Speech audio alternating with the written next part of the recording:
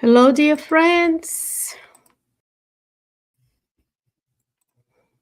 Hello. Here we are, another day, another opportunity to learn with Emmanuel. Today's message is from the book Words of Life Eternal, and Emmanuel will teach us how to be watchful. This message is titled, Let Us Be Watchful. And it starts with a Bible quote from the Epistle of James, chapter 4, verse 15, that says, If the Lord wills, and if we live, we shall do this or that.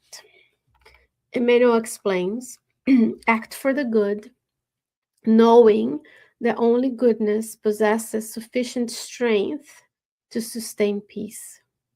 Furthermore, if higher knowledge already illuminates your spirit, you know that all our achievements are subject to divine supervision.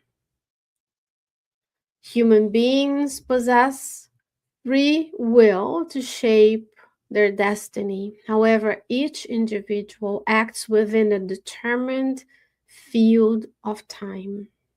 Let's think about this.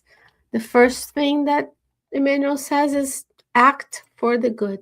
So what kind of acts you and I are doing right now? They are in alignment with the good. And he says, knowing that only goodness possesses sufficient strength to sustain peace. So if we want a peaceful world, we work towards goodness because only goodness can sustain peace. Evil acts, crimes, greed, selfishness do not sustain peace, only the good. So what are you and I doing today to act for the good that is in us and around us, to do the good around us? It says we possess free will to shape our destiny, but each one of us will act within a field of time. So we can only act and exercise our free will within the time frame that you and I are reincarnated. And then we have, right, a different set of life experiences when we are in the spiritual realm. So we have free will, but also we act within the time given to us that is dictated by our reincarnatory plans, that therefore was also planned and organized based on our previous life's experiences and choices as well. He's going to give us a few examples of personalities around us. He says tyrants and saints, wrongdoers and heroes alike eventually reach a point on the road where the higher world imposes a pause for examination. Right?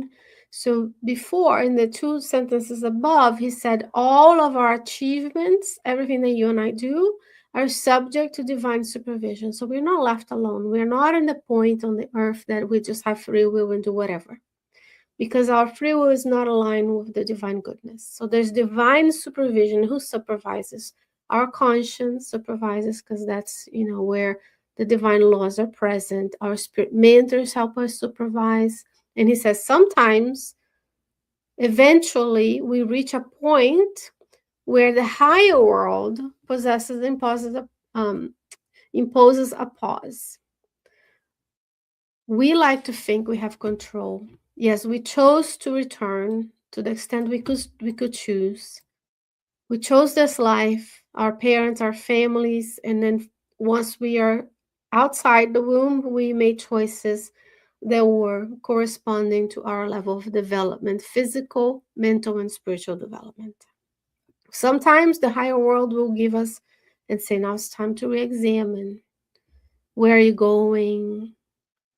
What are we doing with our lives? So it is, we have free will, but divine intervention exists.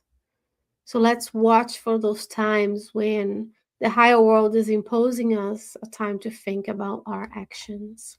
This is all great figures of yesterday and the preeminent personalities of today have known or will know the moment when life tells them no further. So we're not going farther. Think about us, our lives. Perhaps we've chased down a path in our careers and we got stuck. We could move forward, and then it could have been the higher world say, no, we're not going to go through this until you work on X, Y, and Z.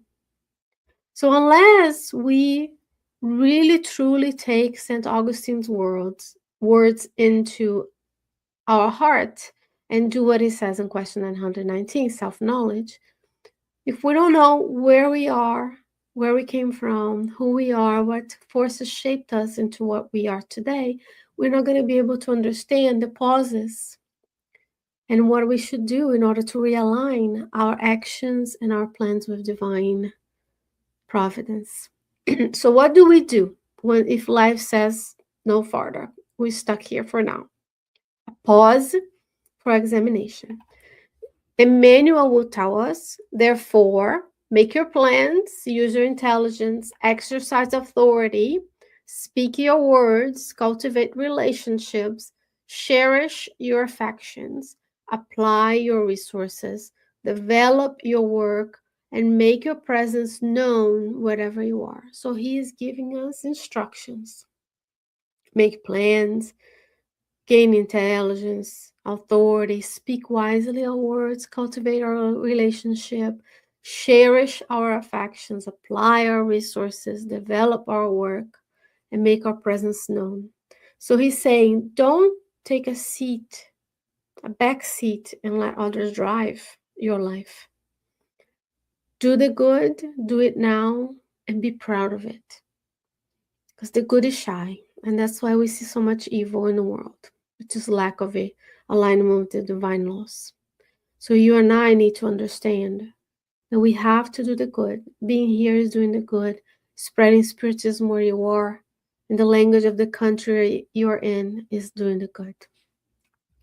So Emmanuel says, do all of that, but do so in service of the good and for the benefit of all.